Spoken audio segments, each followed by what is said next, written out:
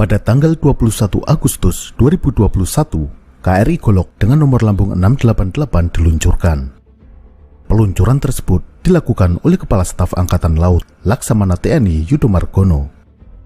Berdasarkan nomor lambungnya yang menggunakan awalan angka 6, mengindikasikan fungsi kapal ini nantinya adalah sebagai kapal cepat rudal atau KCR. KRI Golok dibuat oleh PT Lundin Industri Invest. Kapal ini menggunakan desain trimaran, yakni kapal memiliki lambung utama di tengah dan 2 outrigger di bagian samping. 9 tahun yang lalu, PT Lundin membuat kapal cepat berdesain trimaran yakni KRI Klewang dengan nomor lambung 625.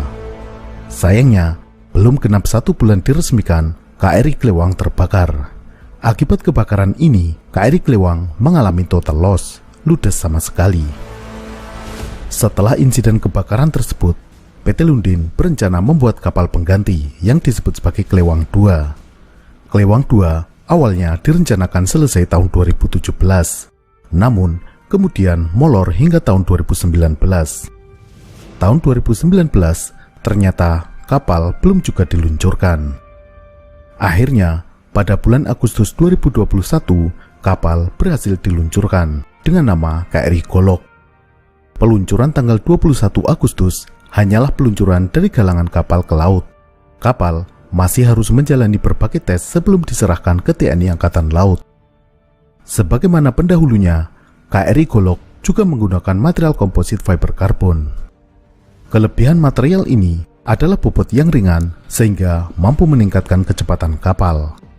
Selain itu, material komposit tidak memantulkan gelombang radar sebagaimana baja atau aluminium, sehingga kapal akan sulit dideteksi oleh radar musuh. Namun, material ini memiliki resiko bisa terbakar, sebagaimana yang terjadi pada KRI Klewang. Belajar dari kejadian KRI Klewang, sudah tentu ada perhatian lebih pada pemilihan material matriks dari komposit. Harus dipilih material resin yang sulit terbakar. Tentu, saat ini belum banyak yang bisa diulas dari KRI Golok. Belum dilakukan pengujian terhadap performa kapal ini, baik kecepatan, jangkauan jelajah, radius tempur, dan lain-lain. Kapal ini juga belum dipasangi sistem persenjataan. Dalam video ini, kita akan membahas hal paling mencolok dari kapal ini, yakni desain trimaran yang digunakan. Desain trimaran relatif masih sangat jarang digunakan untuk kapal perang. Selain KRI Klewang dan Golok, hanya ada segelintir kapal perang yang menggunakan konstruksi trimaran. Salah satu di antaranya adalah USS Independence milik Amerika Serikat. Kapal ini merupakan LCS, singkatan dari Littoral Combat Ship atau kapal tempur pesisir. Kapal ini didesain untuk beroperasi di perairan dekat pantai. USS Independence yang diluncurkan tahun 2008 resmi dioperasikan tahun 2010. Meskipun baru beroperasi sekitar 11 tahun, pada tanggal 29 Juli 2021, USS Independence dipensiunkan karena mengalami berbagai permasalahan. Permasalahan pada USS Independence bukan pada desain trimarannya, melainkan masalah korosi yang parah. Kombinasi antara lambung aluminium, sistem propulsi stainless steel, air laut dan kebocoran arus listrik menyebabkan korosi galvanis. Material aluminium berfungsi sebagai katoda, baja stainless sebagai anoda, dan air laut berperan sebagai elektrolit. Hal ini menyebabkan korosi menyerang secara ganas pada material baja stainless. Entah mengapa, produsen kapal mengabaikan hal yang sebenarnya ada di pelajaran kimia SMA. Kembali ke desain trimaran, tentunya ada alasan tersendiri mengapa KRI Golok menggunakan desain trimaran. Pasti ada kelebihan-kelebihan dari desain trimaran dibandingkan desain kapal konvensional, yakni desain monohull. Tetapi, di mana ada kelebihan di satu sisi, di situ juga pasti ada kekurangan pada aspek lainnya, yang mungkin membuat desain trimaran jarang digunakan pada kapal perang.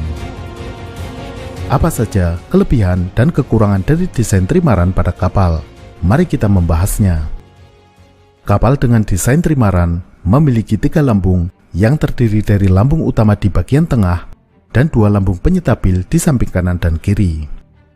Lambung samping ini disebut sebagai outrigger, sering disebut juga sebagai ama, yang berasal dari istilah bahasa Polinesia. Daya apung hampir sepenuhnya diberikan oleh lambung utama di bagian tengah, sekitar 90–95%. Sedangkan kedua ama di bagian samping berfungsi sebagai penyetabil. Jika kapal miring ke kiri, maka ama di bagian kiri terbenam. Akibat daya apung, bagian kiri ini mendapat tekanan ke atas, sedangkan di bagian kanan terangkat dari air. Akibat beratnya, bagian ini mendapat gaya ke bawah. Akhirnya, kapal kembali ke posisi netral. Kelebihan dari trimaran adalah kombinasi dari stabilitas dan kecepatan.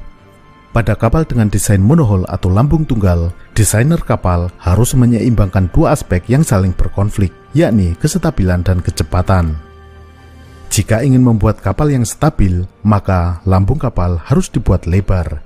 Ini berarti drag atau hambatan menjadi besar dan kecepatan dikorbankan. Jika ingin kapal yang cepat, maka lambung kapal harus ramping, tetapi kapal menjadi kurang stabil. Dengan desain trimaran, masalah tersebut dapat diatasi.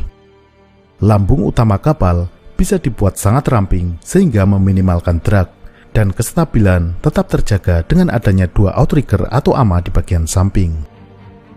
Karena daya apung dihasilkan hampir sepenuhnya oleh lambung tengah, maka untuk meningkatkan daya apung ini, volume bagian terbenam dari lambung utama ini harus ditingkatkan.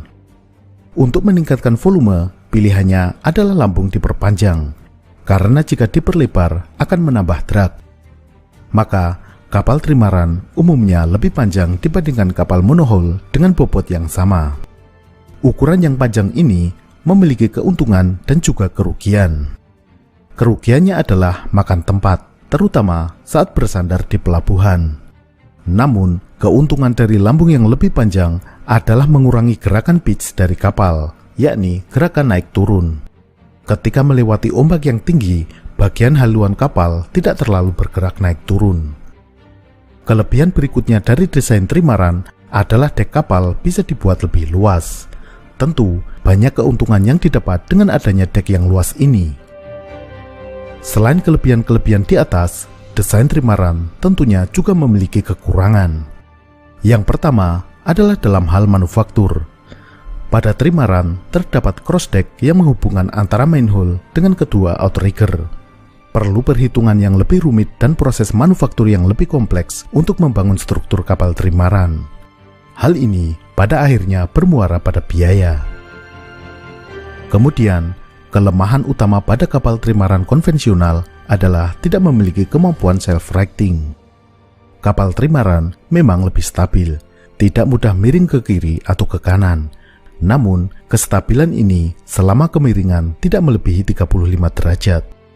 Jika kapal dihantam ombak besar dari samping dan miring hingga 80 derajat, maka stabilitas kapal akan hilang dan kapal bisa terbalik atau disebut mengalami capsize.